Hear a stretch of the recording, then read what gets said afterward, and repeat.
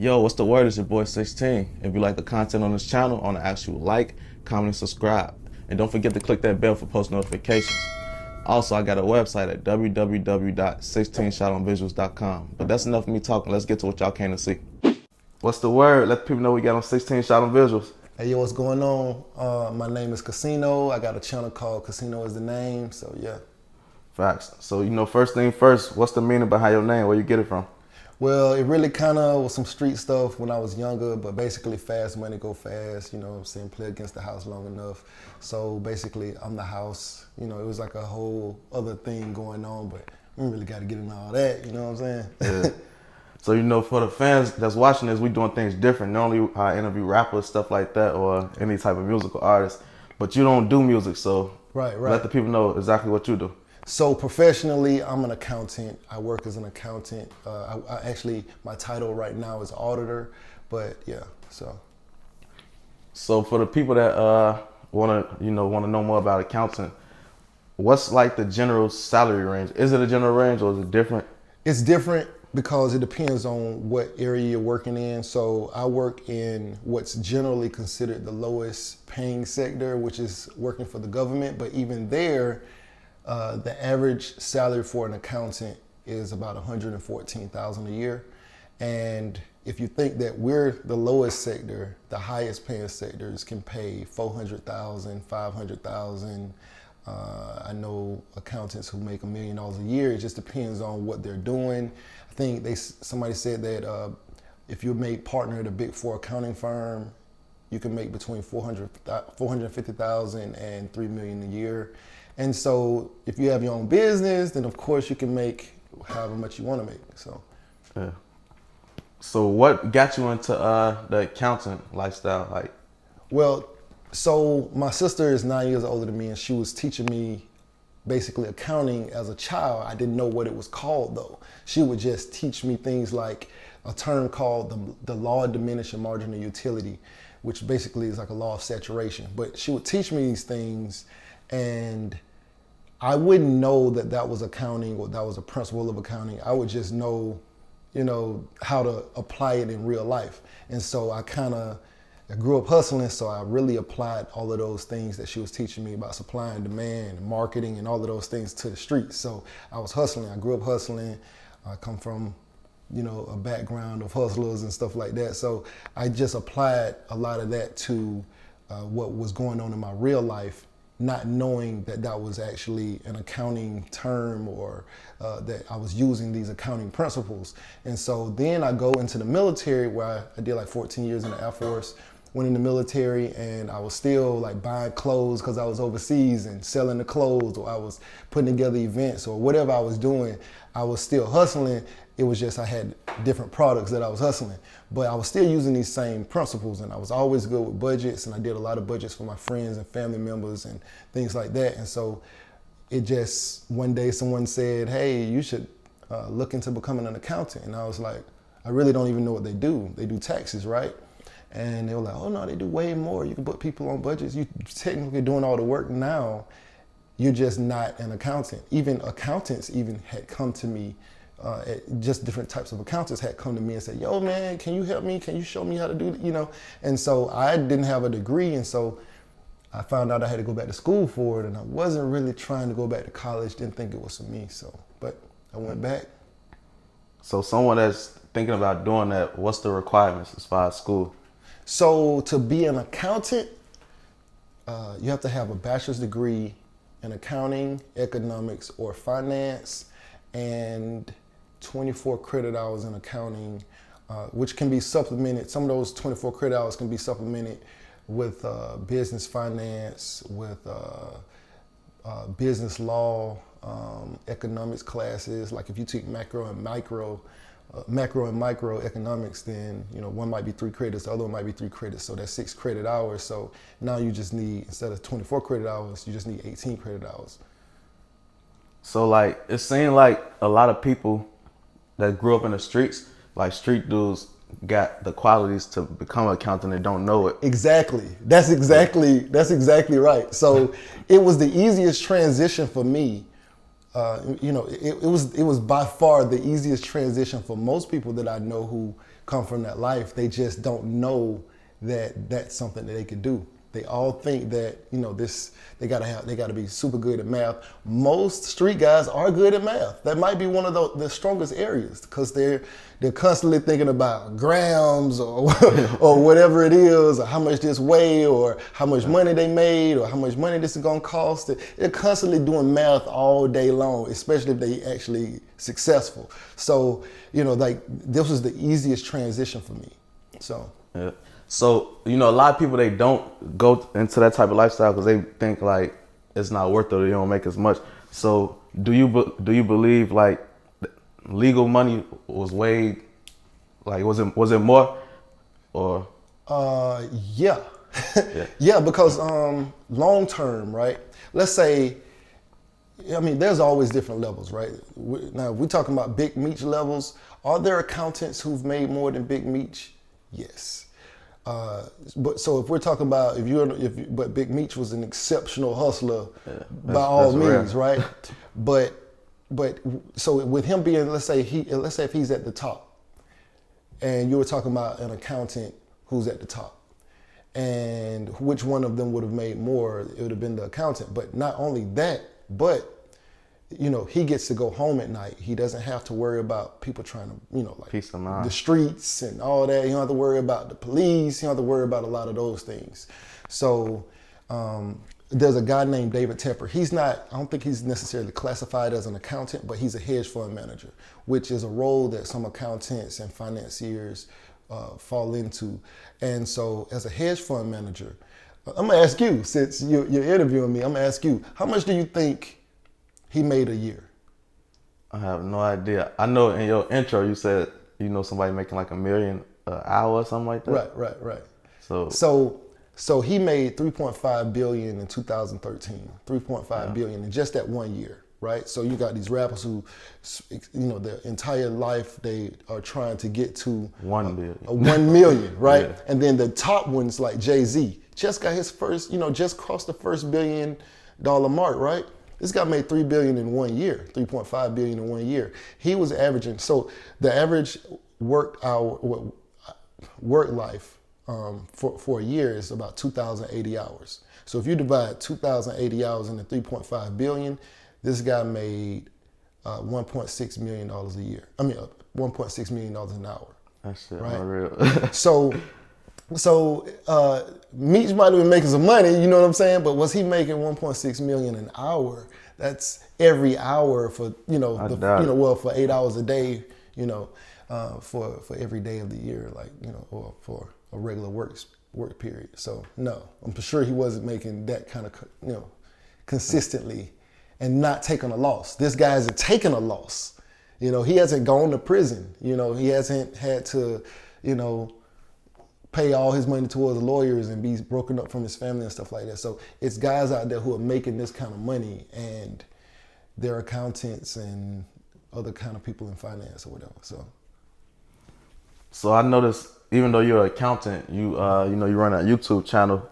So how did you first start off? Like, what got you into the YouTube world? Well, I always was doing stuff in entertainment. And so then I started watching markets. So I did all these analyses and things like that. And I was just looking at if something happened, right? Like if the world were to, let's say you lost your job, or you lost, say like a football player. Let's say you're a football player and you lost your ability to play football. Maybe you got cut, maybe you got in trouble, maybe whatever it is. Maybe you couldn't stop smoking. Whatever it is, you got kicked off the football team, you lost your ability to play football, maybe you just aged out, maybe you got old. What is the one thing that will survive you losing your job? You ever thought about this? Yeah. What's the one thing that will survive? Your content that's out there, like it's out there forever. No, your name, your brand.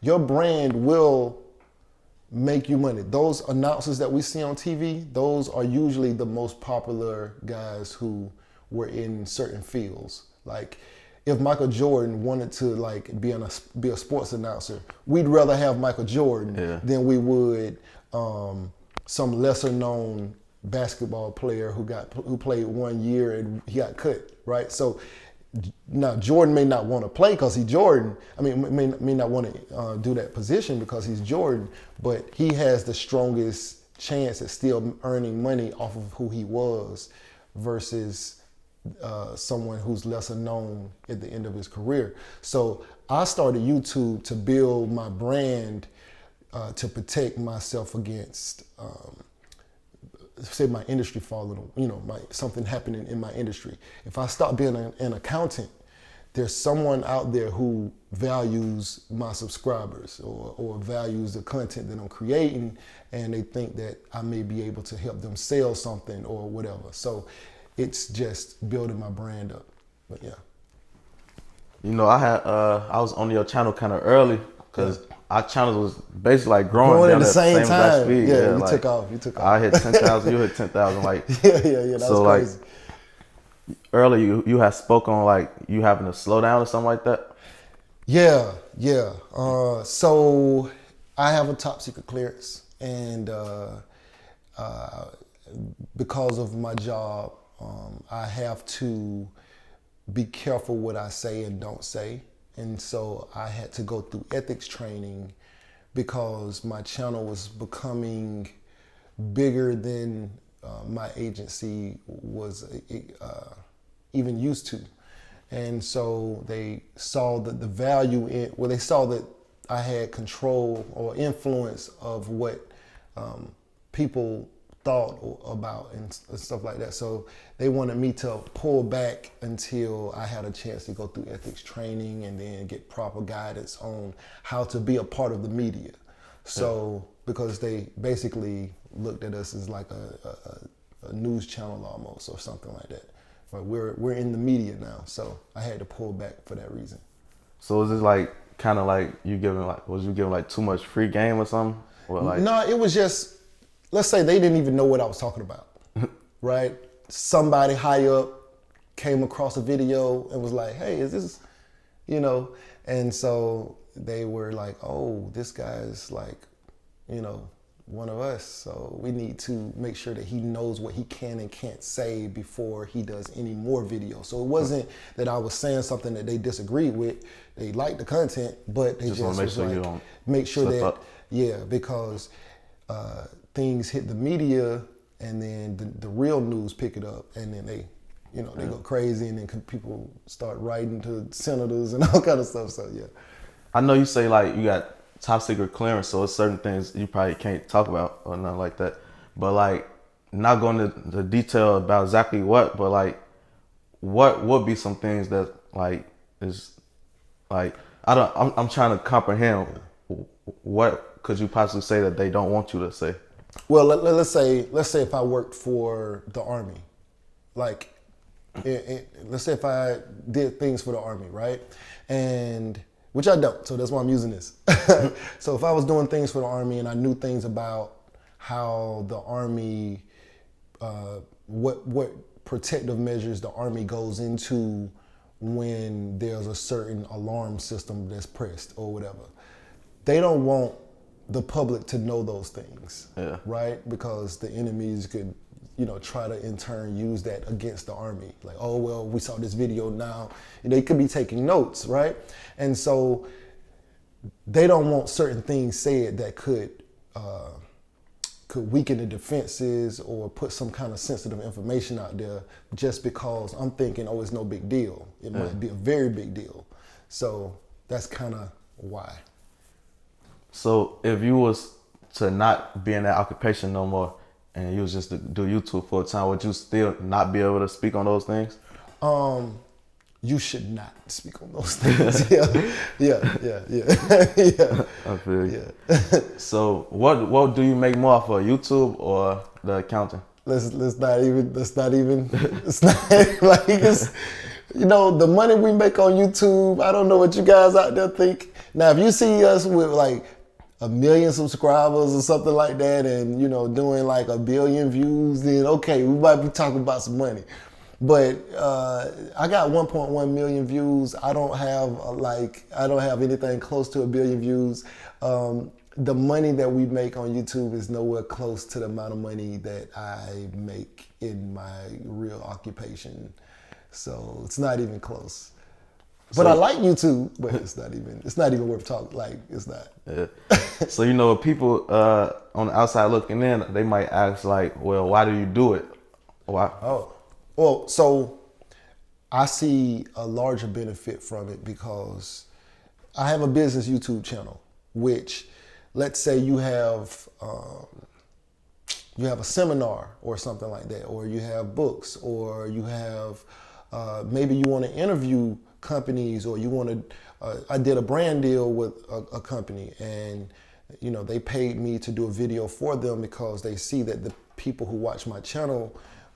Basically, I'm an influencer, so there are ways that you can make money from YouTube, but the right now is not why I still do it. I do it for when I'm bigger, when I'm more influential, when I have more control, and there is potential for me to make more money doing YouTube than I could ever make doing accounting in the current way that I do accounting.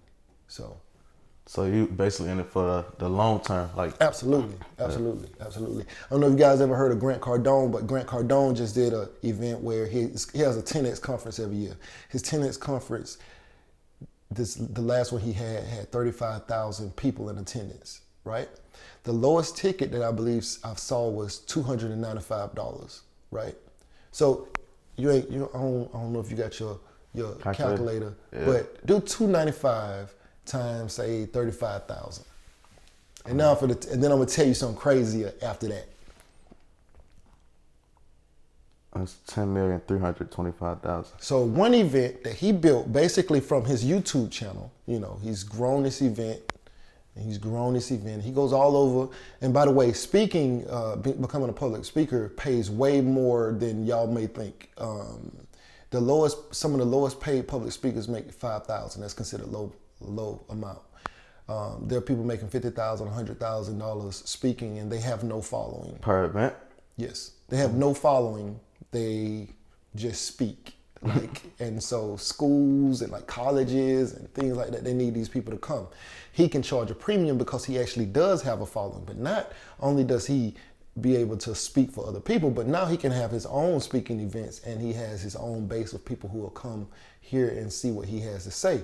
But you said that was 10 million and some change, right? Yeah. That was that's if he sold all 35,000 tickets for $295, but he didn't. You know how much the highest ticket was? What? 20,000. So the first row of seats was $20,000. The second group of seats, I don't know how many rows it was, but they were 15,000. Then he had a row of $10,000 seats behind that. Then it dropped down to $495 or $595, and then $395, and then $295. So this guy made millions, because 10 million was the lowest, right? But he didn't sell all the tickets at that. That was the lowest amount that he had tickets. The highest was 20,000 and 15,000 and 10,000. Then it broke down to two other tiers before it even got to that one. So I know he made over 15 million or so, but that is still not all the money. He still had VIP tickets where people wanted to go backstage. He still had all of these other things. And so my goal is to be Grant level, man.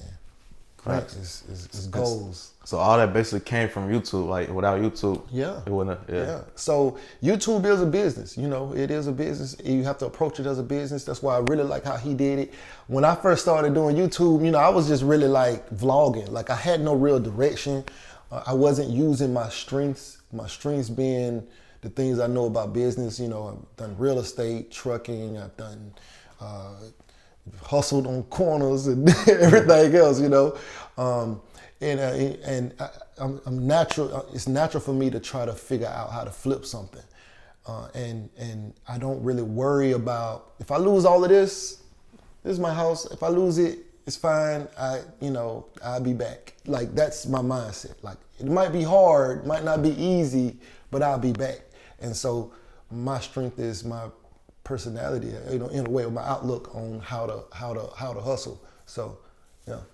A lot of people say the difference between a rich person and a poor person, sometimes the only thing is just their mindset. Mindset. So Absolutely. do you believe like somebody who became rich can start over and do it again? Yeah. Usually the mindset, like I usually could tell if somebody's gonna be rich by, they may have never done anything, but just how they think, I can tell if somebody has that drive. Because my personality was what made me successful growing up, trapping and, hustling and stuff like that. For my area, I was considered a successful in that way for my age group and things like that. But what made me be that way was my dedication to whatever it was. I was the kind of person I would never want to be on the other side of somebody like me, because there is no limit to what I was willing to go. I would not want to be against me. And so when I just moved that into to more positive things, because if I wanted to take over the school, I was gonna take over the school. If I wanted to take over my neighborhood, I was gonna take over. If I set my mind to it, I said, you know what, I'm just gonna do this, then I was gonna do it. And so when I applied that to college and I said, I want this degree and I ain't gonna stop until I get it, and so I finished 2 degrees in 2.5 years. I finished an associate's degree and a bachelor's degree in 2.5 years. I was taking triple and quadruple class load, definitely double class loads compared to other people. When I graduated and I went to my graduation, the people in the registrar's office, when I went in, they were like, oh my God, this is him. This is the guy we've been all watching you complete these classes. We've never seen anybody do this. And in my mind, I'm just like, well, I'm just trying to get it done. But other people like, I don't know. I want to take time off. I want to do this. Okay, that's cool. Take your time off. But my focus was still laser. I was still laser focused on it, and I knew I was going to complete it. For me, it was not will I do it. It was when I do it. So that was it. Speaking of college, a lot of people, especially like my generation, believe like college is a scam. So like, what would you say about that? So my generation thinks the same thing. So is college a scam? College is not okay. That is I don't want to say college isn't a scam, because there's scams in everything, right? Like there's a scam in everything that you do, any business. We do YouTube. There are YouTubers out there who scam. There's YouTubers out there who are not doing right by people, you know what I'm saying? And, it happens. Music business, there are scams. Like, there's scams in everything. Is college a scam? I don't think that college is a scam. I think that we just don't know enough about college, right? We as a people don't know enough about college. The system could be the scam, because we're coming from underprivileged neighborhoods and classrooms that's overcrowded, and it's a lot of noise and a lot of arguing and a lot of fighting, and some kids got to deal with other kids having weapons in the school, or all of that kind of stuff.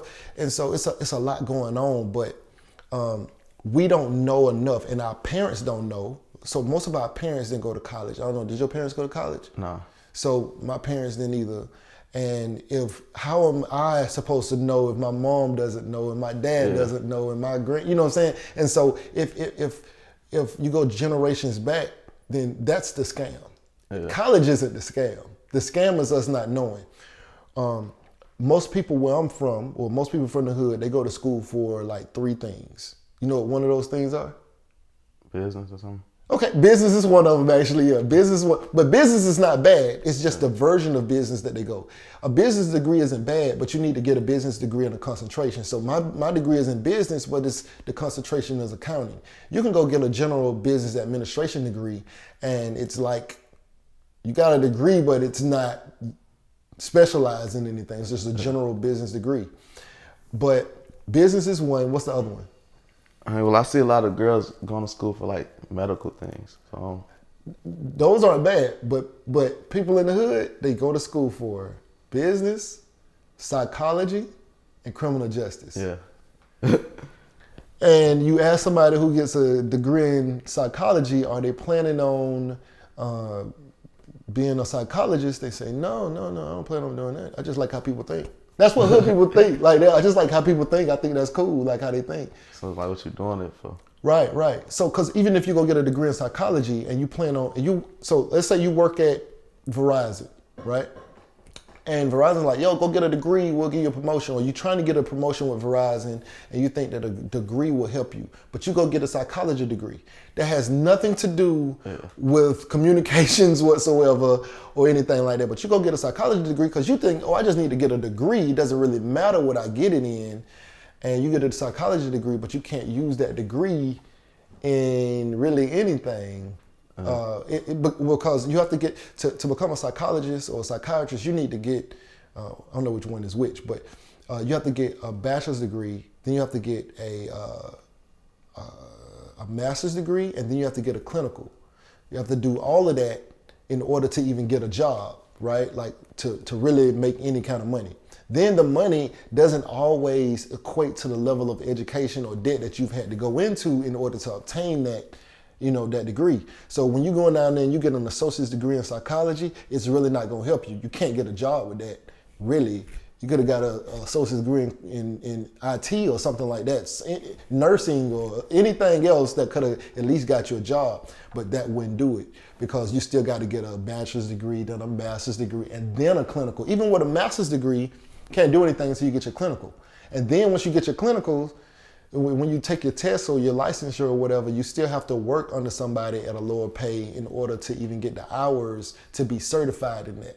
So it's a long road, but people don't know that. Yeah. So they get their associate's degree in psychology and come out and like, okay, I'm ready to go to work. You can't do nothing with that. Yeah. Criminal justice. Yeah, somebody, hey, you getting a criminal justice degree? Yeah. Okay, well, what are you gonna do with that? Well, like, are you planning on being a lawyer? No, I ain't planning on being a lawyer, no.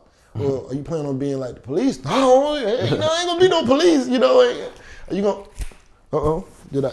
No, I'm good. I'm still good? Yeah. I can't even see. I think I'm still good. Oh, yeah. Yeah. So, they're like, yeah, I'm good.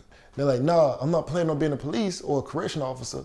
They just plan on, they just like, basically they're criminals. So that, I just want to know about the justice system and whatever. So it's like a mindset that we have. And then we go get a business degree because we always told, business is a good degree and that, we can, I guess, eventually, be a boss or something like that. But it doesn't work like that. Yeah. Like it's a whole lot that we missing there. And so it's just like a lot of bad information. So college isn't a scam. We just don't know. And I don't know if you ever went to college. You ever went to college before? Yeah, but I stayed for like a year and a half. Stayed for a year and a half, but you got that net check. Yeah. What you do with it? Bought a car. You bought a car. Okay, at least you bought something you can use, right? Yeah. I know people buy rims, you know what I'm saying? Send their mama on a shopping spree, like they do a lot of things, and that's cool if that's how you choose to do that. But if you're running up a higher tab than what you're gonna actually be able to make, so the rule is your first, you should not have a higher student loan than your first year salary from getting a job after you graduate. So if your first job after you graduate is $30,000, then you should not have a $40,000 student loan. If your first job after you graduate, you're making $60,000, then you should not have a $70,000 student loan. And so, but if you have a 25 or 30, then that's cool, But your first year salary should be more than your than your student loan bill. But it's a lot of bad information. We don't even know how to use degrees. Yeah. Like, I feel like, because I ain't gonna lie, growing up, I was unsure if college was a scam or not. No. But I feel like a lot of people, like you're right, it's just us not knowing. Yeah. And a lot of our parents tell us, like, just go to school because that's what you're supposed to do. But they not telling us why, and they really don't even know why. They just know people who's successful tend to go to school. So I feel like with me, it was different. Like, I used to always question why I go to school, why I do this, why I do that. Yeah. And at the time, I didn't have any plan. So I'm like I went to school because she told me to, but one thing I didn't do, I didn't take out no big student loan. I didn't go to no big university because I didn't have a plan and I didn't want to do the. So and this is another thing. So college is so let's say we're talking about education, right? And we're talking about as black people, right? Because most of us who watching this are probably gonna be black, but But education is called the equalizer of men. So we keep talking about we way behind, you know, we need to catch up. But we don't want to go to college, right? So what we don't realize, especially all us black people, because I posted one time something like about college, and somebody went immediately into my comment section on Facebook and was like, college, everybody don't need, or like he said something like, not everybody need college, or college, you know, don't make you successful, or something about millionaires don't need college, or like most millionaires don't have a college degree. I think that might have been what he said. He said something like, it was a couple things he said, but because it was kind of back and forth conversation, but he said most millionaires don't have a college degree. The fact is, 80% of millionaires have at least a bachelor's degree. 80%. Only 20% don't. So this rhetoric that we keep telling each other, because as soon as he posted that, other people liked it, you know, that's right, bro. But none of that was backed by any true information. It's just bad information being told to other people, and then they go out in the world and they tell other people bad information. And so like we say 80% of millionaires have a degree. Only 20% don't. Did you know outside of Jay-Z, the top 10 black billionaires all have a degree? Only Jay-Z may be the only one who doesn't have a bachelor's degree. I think it's the entertainment industry where they probably seeing people that's not having the degrees. Well, that's part of the you know, like we were talking about the YouTube thing. That's part of the which was the scam. Yeah. You see what I'm saying? That's what we see. We don't see It's the scam. Yeah. That's part of the scam. You know, we think, you know, okay, these football players, basketball players, and all these other athletes, they go out and they make millions of dollars, which is great. They make great money. They go from being broke to being top 1% of the population. Not everybody could do that though. Right, not everybody can do that, but nobody's talking about how they're broke 3 years after they get done playing. Right? Yeah. Why is that? They make the most amount of money they're gonna ever make in the beginning of their life, unlike everybody else. As you say, right now you're starting this, you start doing YouTube. Right now you're making, when you first started, you made the low, what was your, I want to ask you business, but your first YouTube check was not as good as what you're planning your YouTube checks to be looking like in 5 years, in 10 years, right? Like you're expecting to grow on, you know, with your platform. And that's how it is. If you're a doctor, a lawyer, or an accountant, in the beginning of your career, you're expecting to make the least amount of money that you're gonna make. Football players and athletes make the most amount of money that they're gonna ever make in their life playing football or basketball in the beginning of their career. The rest of their career, they'll never make what they made before, right? So if you had a football player who made $100 million playing football for $10 million a year for 10 years, he made $100 million. He's probably not like gonna end up landing a job that's gonna pay him $10 million a year for the rest of his life. So now he has to figure out how to live inside of a smaller, like a tenth of the amount of money or less, you know, because he can go from making 10 million and then finding a job making 100,000, and that's considered broke for him. Yeah, because your lifestyle. 10% of 100 million is 10 million. You know, or let's say $1 million is 10% of 10 million. He's living on 10% of $1 million. You know, so you know he's not even used to living off of anything like that. So he has to fit his life into that box, and it's gonna be hard. And it's not like, okay, we can say, oh, he had a lot of money anyway. Hopefully he got some saved. Believe me, I've seen them athletes go through some money and taxes and all kind of other stuff and everything, eat it up. But yeah, and then they end up with a tax bill after they get out. You know, last year they got paid this much, 30 million or 20 million, but they pay taxes the year later, you know? So now they don't even have a job and they got this tax bill from when they was being paid 20 million and stuff like that. So of course it's bad management, but it's just a lot of financial misunderstanding that's out here. So that's why you need an accountant or go to school for accounting. Yeah. Yeah. So for the people that's, lost about all these things, school, college, everything that's going on, and someone that's... You said, is it worth it? I want to say this. Hold on, let me see. Okay. So me going and getting my degree, I'm not going to say how much the salary is, but me getting my degree has allowed me to go from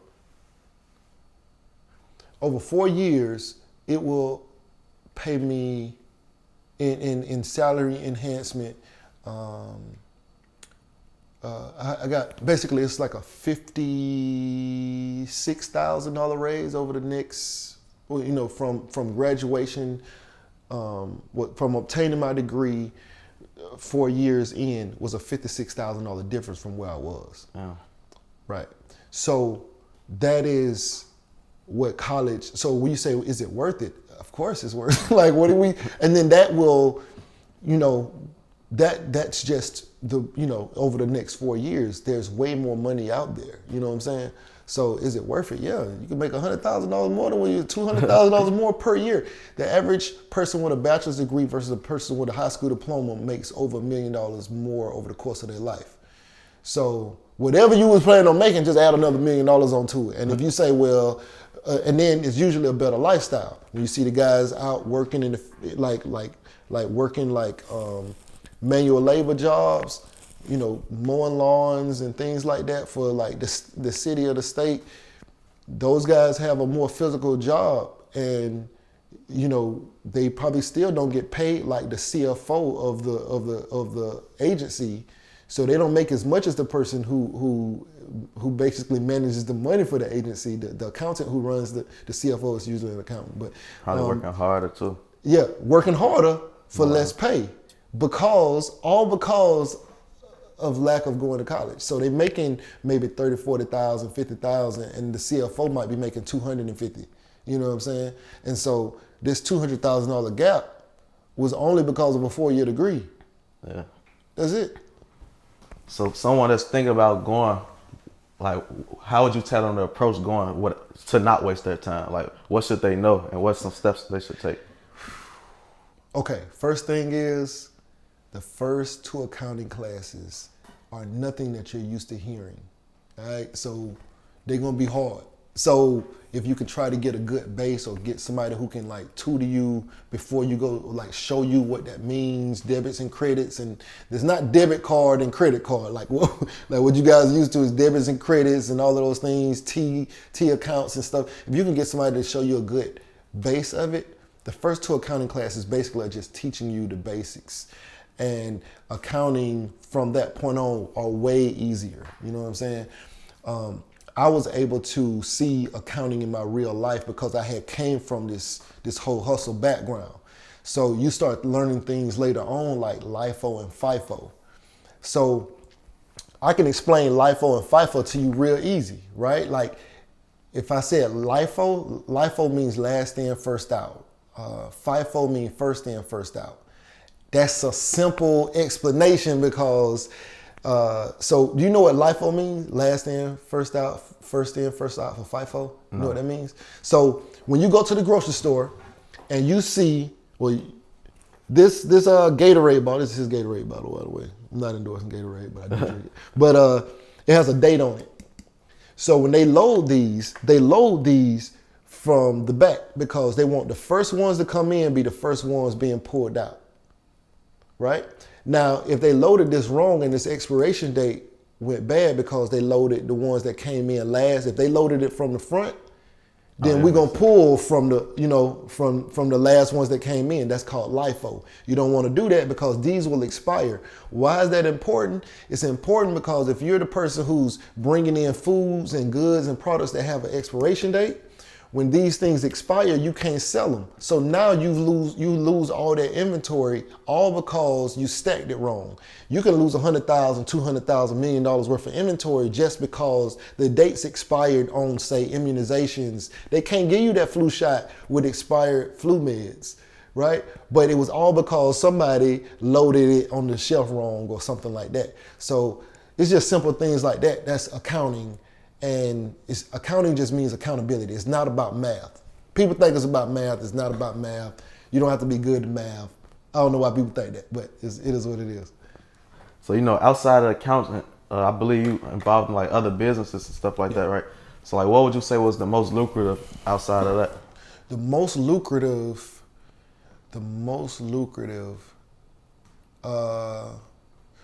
well, that's a hard question to answer, because when we say most lucrative, are we talking about ROI, or are we talking about just that I've made the most money? You know what I'm saying? Like, because they're different things, right? The ROI, return on investment, is probably going to be my YouTube channel. Probably I have an ebook. I sold 117 copies of an ebook. Never printed it.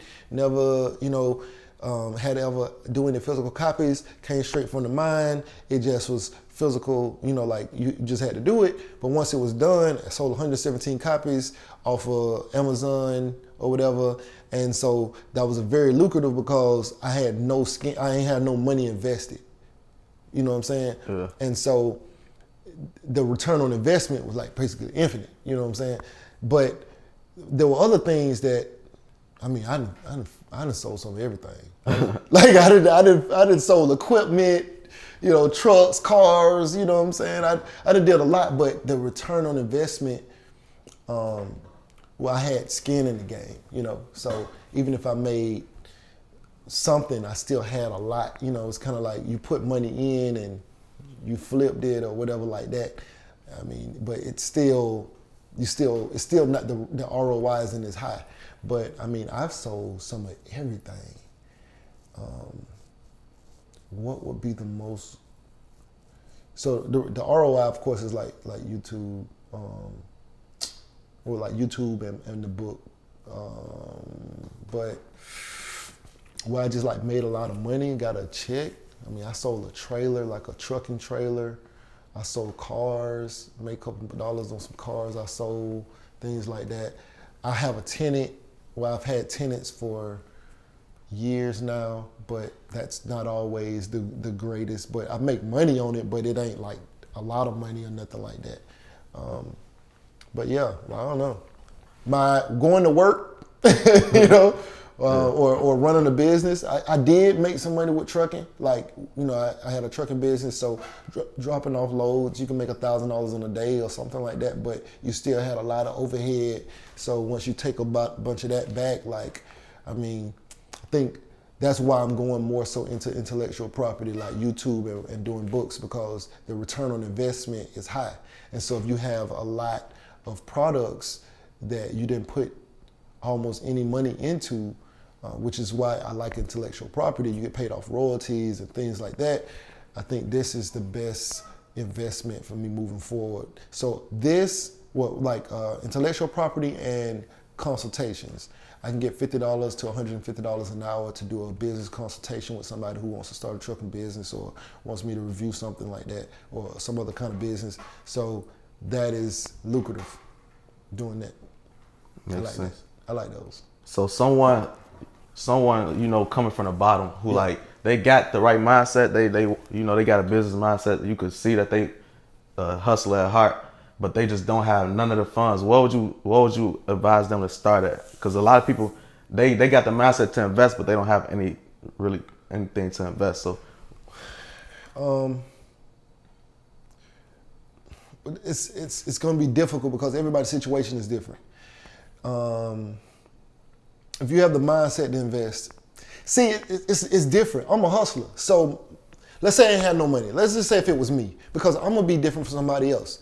If I don't have any money, I'm going to find somebody who got money and help them spend their money and try to get something off of their money.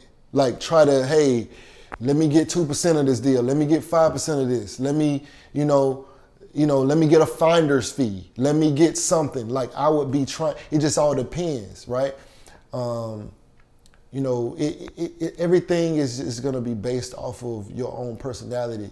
Like I told people, I was laughing with somebody and I was telling people, man, it get bad enough, I'll start selling Avon. You know what I'm saying? I don't care what, A real hustler can sell anything.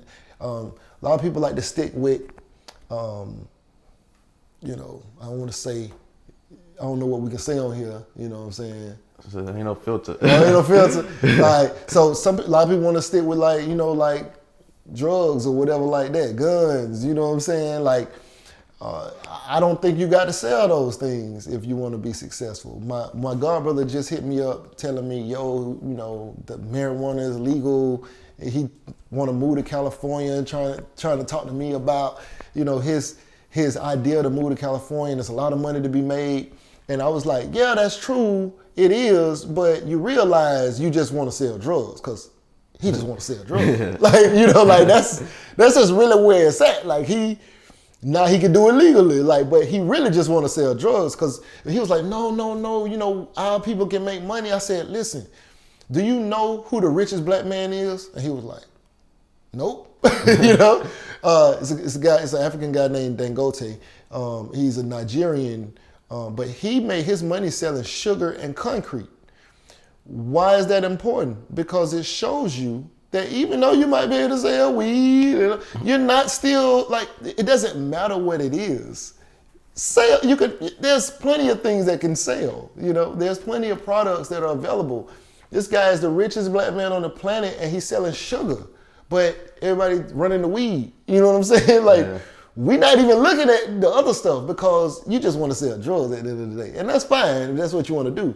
But there's so many other things that are possible, and we're just not taking advantage of them because we're focused on only, just like, you know, let's say you sell grills. You're selling grills because you like grills. You're not, you know, they might sell, but you selling it because you like jewelry or you like to sell, you know, just because of the, you know, but you could be selling anything. You could sell anything. Like, why aren't you selling hand sanitizer right now? Like, you got coronavirus, you know what I'm saying? You know, selling hair.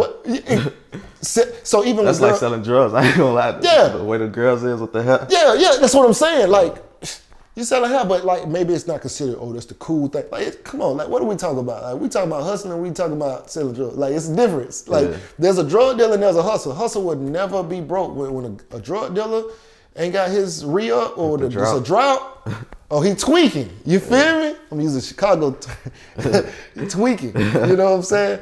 But like a real hustler, man, like, I don't care. Like, whatever it is, we'll flip houses after this. Like, you know what I'm saying? We'll figure something out. I do Airbnb. You know what I'm saying? Like, I do Airbnb, Uber.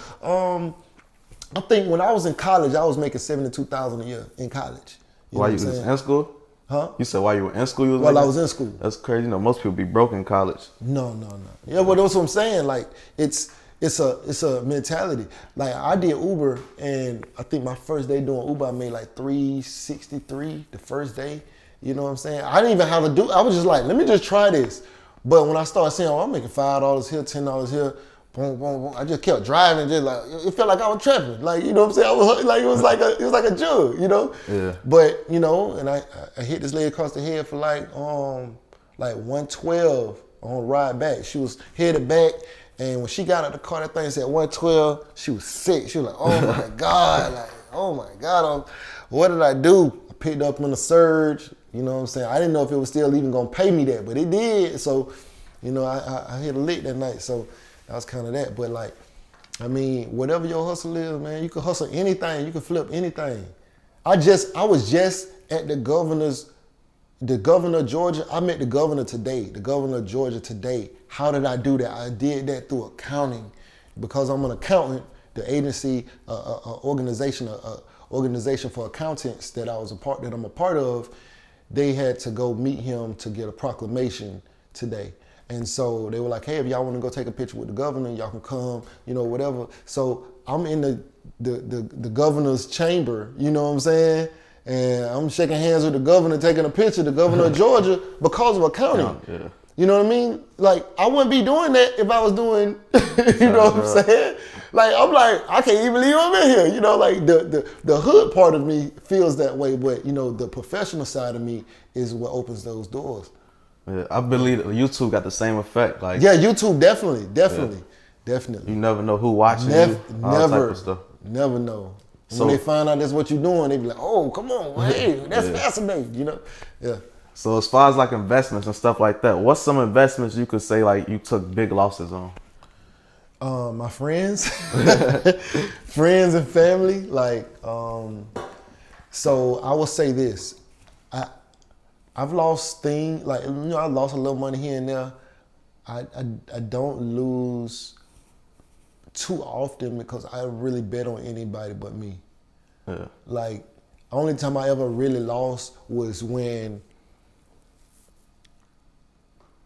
my hardest losses was in the streets. It was like giving a family member something to help them, you know, hustle something up with or whatever, and that shit just didn't come back right. I did the same thing. Had you all out your character, had you died there woofing, you feel me? Like, hey, you know, but then you gotta, oh, this is my fam, you know, like this crazy, like it's just, but that was usually just like investing in other people. Nothing ever, I don't really like usually even look at things as a bad investment because either I learn from them or I got something else on another side from it. You know what I'm saying? Like what happened with you. The situation that happened with you and you know, you had your little, I ain't wanna say. I mean, they already know. I ain't wanna say when you ran in your little situation, man, I looked at my phone, boy, you were lit up. You feel me? Like everybody was talking about it. I'm like, damn. Like, and so that helped your career. Yeah. On this side. You feel me? Let me know what not to do. Yeah, and you also establish even more credibility because of the way you handled it. You know what I'm saying? Yeah. You know what I mean? Like, you know, but it just made you more credible and, you know, brought a lot more to your, you know, a lot more light to your situation. And so, you know, you learn something from it, you gain something from it, and so that's how I look at a lot of stuff. So even when even if I say I need to transition out of this business, it still helped me in other ways. You know what I'm saying? Yeah. So I feel like all mistakes, like if you learn, it could be beneficial. Because even though I did take a loss, once I learned everything that I lost, I got back. Fast. Double. Like, better, exactly. Upgrade. Yeah. Exactly. Straight up. So I had seen one of your episodes when you was talking about like getting a house for like 50,000 or something or 60. I don't remember. So like, you know, a lot of people like just owning a house coming from the hood, that's down there like unrealistic, especially people coming from like low income apartments, shit like that. So explain how you went about it and how much you was paying once you actually got the house. So I'm gonna tell you from what happened with me. And so I found the house. I knew that the minimum that you can get a loan for, like a FHA loan, I had a VA loan, but the minimum that you can get a loan for was $50,000. And so even if I found the house that was $30,000, I couldn't get a loan on it unless I was willing to get a conventional loan, which was like an investment loan. And those would require 20, 30, 40% down, which would have meant that I would have had to put, on a $30,000 house, you might have put like $9,000 down or $6,000 down. And I was trying to put down as little as possible to nothing. With an FHA loan, you can put down 3.5%, but you have to spend at least $50,000. You know what I'm saying? Mm-hmm. So I'm like looking at all of that. With a VA loan, I didn't have to put anything down. So I was just looking for houses below $60,000, and I found this house. It had just been remodeled. And why it was only that amount, the bank took it back from the people because they stopped paying it, but the house is beautiful. So I found the house. I already kind of knew what I was going to be paying. I got my interest rate back. It was like 4.5% on $54,300. I told the people I wanted the house. I'm ready to write an offer right now. It was like a Sunday. I had a real estate agent. I didn't have a real estate agent. I just called anybody off a sign. The guy pulled up, said, I'm down to do it. We submitted the offer. They accepted it. I closed within like 30 days or whatever. But I put no money down. I put, the house was $54,300. My mortgage was $405 because of the taxes. You have to pay taxes and insurance. Taxes is like, taxes and insurance, they go together in the escrow fund or whatever. And then you pay the principal and interest on the other side. So the mortgage was $405. $200 and something of it was taxes and insurance, and the other side was principal, and $200 something was principal and interest. So the mortgage ended up being 405. The only thing that really ever changes, unless you refinance, will be the taxes. The taxes start creeping up. So right now, the mortgage on that house is 476, 477-ish. And that's just because taxes have crept up over the last 10 years, well, almost 11 years now, because I got it in 2009, so it's 2020 now. Almost, it's almost 11 years, not quite 11 years on that yet, but so that's the only thing that changes. So even in 2020, the mortgage on that house is $480, and I got it and I said, well, when I was paying 405, I thought, even if I had to move or I would decided to move, $400 a month ain't gonna be hard for me to pay no matter where I'm at, for a house. The apartment or the townhouse we were staying in at the time was $780 a month, something like that. So we actually saved $300 and some on that. So it was already a win. I'm like, shoot, that's lights. Plus I got a huge yard. I had 3 bedrooms, 3 stories, 2.5 bath.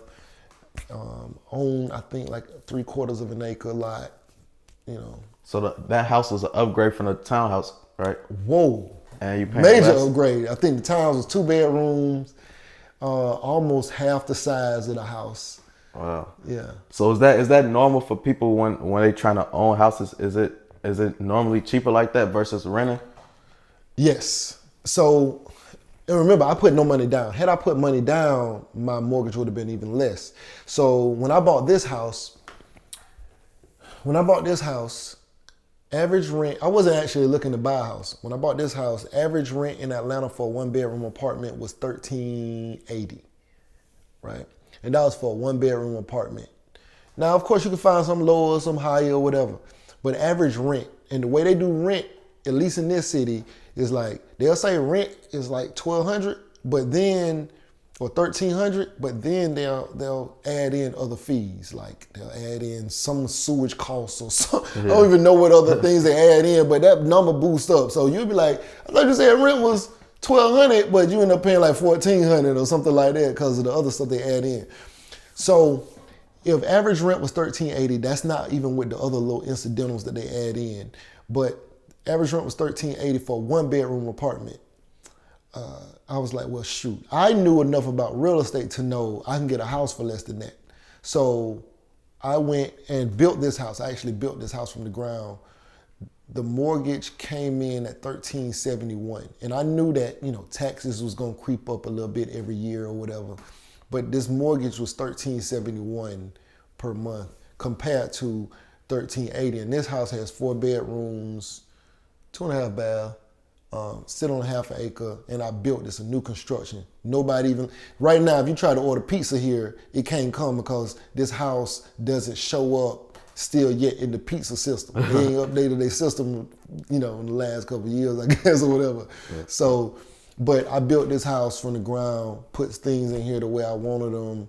It's a brand new construction, and it came in lower than a 1-bedroom apartment that would have been maybe like 1,200 square feet. This is 32, something, 31, 32. It's right around 3,200 square feet, but it's at least double the size of what a 1-bedroom apartment would be. And of course, a 2 and a 3-bedroom apartments, they like 1,600, depending on, like I think like a 3 might be like 1,600 to 1,800, a month. So it's way better doing this. Yeah. It's crazy because I believe a lot of people don't know that. Like a lot of people rent houses because they feel like they can't afford a house. But I think the one thing that might stop them is the credit. And I know a lot of people, they mess up their credit early. Because when you coming from a situation where you don't have money, you do things that you probably shouldn't do. You might get these phones in your name, go sell them. You might, so like, what made you aware that this was like a better route? Like, did you know this already, or did somebody tell you, or what? Okay, well, I had already bought a house already, so I already kind of knew, and I had already knew like even building houses. So basically, there was this guy I worked with on a military base. I won't say on the gate, but on a military base, and all we did was talk about money. Fortunately, well, this is what everybody out here watching should be doing. You should be finding people who talk about money. We ain't talking about reality TV shows, people who talk about money. You want to be the dumbest person in the room. That way you can learn something. Because if you're the smartest person in the room, it's probably not going to benefit you very much. You might actually get dumber if you're the smartest person in the room with a bunch of dumb folks. So you want to be the dumbest person in the room so you can learn something from everybody else. But basically, there's a guy, he told me, who was in the military, he told me that he overheard a conversation with some of his coworkers, his white coworkers up in corporate America before he, came over to the military side. And he said that, the black guys, he was, black guy, part of the little cool clique. They was young, successful black men, all had been to college, all had nice cars. He said he had a Cadillac, his partner had a Lexus. They all lived in like these really nice apartments and things like that. They had the big screens, they had the furniture. It was laid. They were like bachelors, right? And he said that the little white guys that they used to work with used to drive like old beat up cars to work every day. And he said he used to be wondering like, why what are they spending money on? And, he was just thinking like, well, they must be just lame. And he said, so one day he just decided that he was gonna just go sit in on the conversation just to see what they might be talking about. And he said in that conversation, they talked about, he said the first line of the conversation like just completely blindsided him. He said that the first thing they said was, poor people always buy things they should rent and they rent things they should buy. And he was like, I wonder where this is going. And then another one said, yeah, right, like they'll buy a Cadillac, a car, and spend $500 a month on it and drive it to an apartment. And it's like, they should lease the car and buy the house. But instead, they lease the house and they buy the car. You can't take a car and go buy a house, but you can take a house and go buy a car. But they're doing it backwards. And they're depreciating. That car starts depreciating as soon as it drops. He said that conversation changed his life at that moment. And so I had a Cadillac at the time I'm hearing him say this. And so I had a Cadillac on 22s, I was young, I was getting some money, but I was, but him talking about this, I'm literally driving a Cadillac at the time that he's saying they talking about driving a Cadillac to an apartment, right? And I was driving one to a townhouse, still renting, same thing. So I'm like, man, it's crazy. So he said that they helped him build his portfolio. He said he, at the end of the conversation, he said he never sat with the black guys again. Like he was just like, hey man, y'all tripping over there. This where it's at. So he basically told, reached out to the white guys and was like, look man, can y'all help me build my portfolio? They was like, sure. So they showed him how to do real estate. They showed him how to buy. They showed him, and he was the guy who showed me. So that's how I got my first house. And he wanted me to buy a house every year, like a new house every year, but I didn't do that. But I got two though. I got two houses. I ain't buying no more right now. But they cool though. I'm really focused on other stuff. But houses is cool. It's crazy that last house you was telling me about with the $400 a month. That means people could afford about 4 or 5 houses. Yeah, for the price that they paying for one right now. Yeah, and so it was rented for like $900 a month.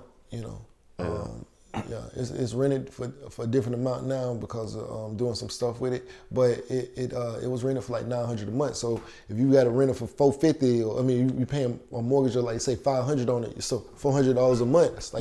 That's only like $4,800 for the year. But for somebody that might be like exceptional, I see money way different now. Like couple dollars here and there, it's just like nothing now. If you ever did a trucking business, it'll mess up your perspective of money because they make a lot of money. Yeah, but you also like money it's just a number. It's like it's weird. Like it's tool, basically. Like you can make a lot of money, but you spend a lot of money too, right? So like let's say you got to get something done, and that might be $6,000. Right? Yeah. But it's really like, okay, let me just move this over there and get it done. Now let's get back to doing this. So you might make $500, $1,000 a day or whatever, but then you have something else you got to take care of. Oh, that's $3,000. Oh, insurance, $26,000. Okay. So it's basically just a lot of money moving. So Yeah. So it fuck up your. Oh shit, I ain't trying to. So like, but it messes up your perspective of how money is. You know. So it's not as valuable to you. Something's just like an asset or something. It's not. Yeah, because when you make money complicated, it's gonna be complicated. When you stressing over $50, me and my sister wouldn't even call each other for $50. Like that's like a thing. Like don't even call me if you need $50 or $100. Call me when you need some real money. Like don't call me for like $20. Like you can find that. Scrape up some pennies. You can get $20 like that. Like you don't call me for $20. You can find $20 on the street somewhere. You can you shouldn't have to borrow $20 in the way we are viewing money. Like call me when you need $900, something like that. So I wouldn't even call my sister if I was like, damn, I need $20. I wouldn't even. That's not even But the perspective once you do a trucking business is way different, way different. It's even way different, it's like even crazier than when you do real estate, because real estate numbers can be crazy. Like it might cost you such and such amount of thousands to do a kitchen or whatever like that. But with trucking, it's way different. Like you might have to get a new engine or something like that. Like, it's just way different. So I got one last question. All right. With you being like a business person, you got like the business mindset and being a hustler. Like say somebody just randomly gave you $1 million today. What would you do with it to make that more money? First of all. But you said to make them more money? Yeah. Well, not to make them more money. It's your money. Like you do whatever you want to do with it. A meal.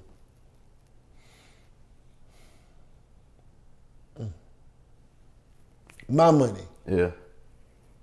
You don't owe nothing. You don't got to pay nothing back. It's just. First, I'd probably pay off all debts. I'd probably pay off all debts that I have, and then invest in intellectual property. More of what I'm doing. Yeah. So let's say if you have a credit card, right? Do you have a credit card? Yeah. You know your interest rate on it? No idea. No idea. That's it. Everybody who's watching this, go find out what your interest rate is on your credit card, right? I know it's high though. Do you have a savings account? No. Okay. So a lot of people will have a credit card balance and they'll have a savings account. It makes no sense because the amount of money that you try to save, the interest that you're paying on that, on your credit card, say your interest rate 21%. The interest that you're paying on that versus the interest rate that your savings account is getting you, you're getting like less than 1%. Like having the money, it's like 0.001%. Like it's less than 1%, like a half of 1% or less. Yeah. And so you're not really making any money from that money sitting in that savings account. You'd actually save more money putting that money on your credit card because you're saving money off of the interest that you're going to end up paying out by trying to hold on to that money by not paying off your credit card. So I pay off any debts, and then the rest I would probably just invest in intellectual property. So would that be meaning like a studio or something, or? I got that. Oh, yeah. It would just be more like,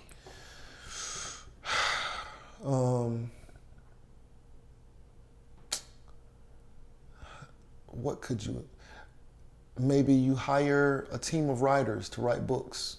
Because you can put out like manuals to teach people how to do stuff. You can,